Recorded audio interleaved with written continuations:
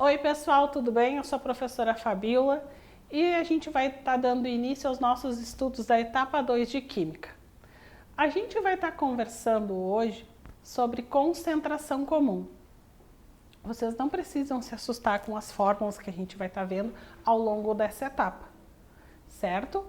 Elas parecem ser difíceis, mas com o tempo a gente vai vendo que elas são tranquilas conforme a gente vai estar explicando. Fiquem tranquilos, está sendo bem explicado para vocês. Assistam quantas vezes vocês precisarem e qualquer coisa vocês podem entrar em contato com a gente. No caso da concentração comum, a gente vê no nosso dia a dia assim, suco concentrado, amaciante concentrado. E a gente pode se perguntar o que é essa concentração? Essa concentração é uma relação de massa e de volume. Lembram que lá na etapa 1 a gente estava falando de densidade? A fórmula é muito semelhante. A gente troca o D pelo C, aonde a gente vai ter então o C de concentração, a massa e o volume. Então vamos dar como exemplo, eu quero saber a concentração de um produto com massa 400 e de volume 10. C igual a 400 dividido por 10, que a gente vai chegar numa concentração de 40 gramas por litro. Na concentração a gente está falando em litros, concentrem-se nisso. Dando continuidade, a gente tem que estar falando de termoquímica.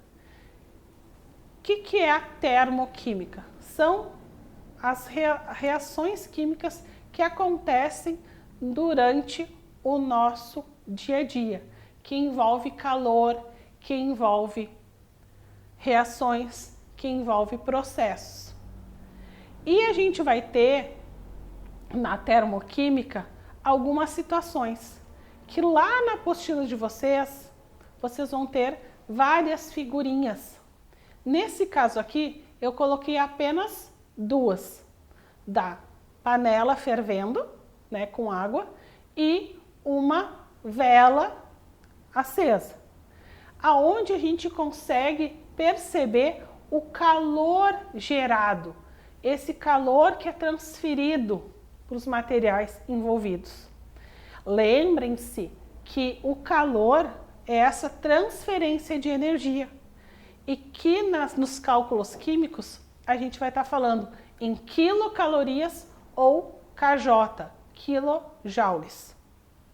Mas a gente não precisa estar decorando isso, tá bom? É a título de conhecimento. Lembrem-se disso. Calor, a gente vai absorver energia ou a gente vai liberar energia, como a gente observa nas figuras. Quando a gente está falando de calor, a gente tem que falar de entalpia. Entalpia, ela está envolvida nessas reações químicas. Quando a gente está falando de uma reação exotérmica, a gente está falando de uma reação que ela está liberando calor, externo. Quando a gente está falando de uma reação endotérmica, interno, a gente está absorvendo o calor. Ah, Fabiola, e como é que eu vou saber isso? No próximo slide, a gente vai estar conversando melhor sobre isso. Então, pessoal, na entalpia, a gente tem uma fórmula, que é o ΔH igual ao somatório da entalpia dos produtos menos o somatório da entalpia dos reagentes. Ai, Fabiola, como é que eu vou resolver isso? Calma, relaxa, estou aqui para ajudar vocês. Então, vamos resolver isso. Como é que é? A minha entalpia vai ser a subtração dos produtos menos os reagentes.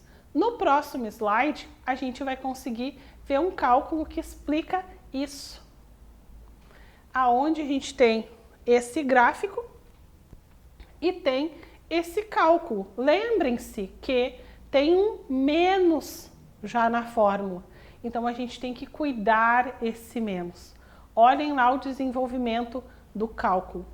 A gente tem os nossos produtos 100 e os reagentes 200. Cuidem os sinais. E aí a gente vai ter que cuidar a questão dos sinais, porque lá na regra dos sinais a gente tem que respeitar o menos com mais dá menos. E daí a nossa resposta vai ser menos 100.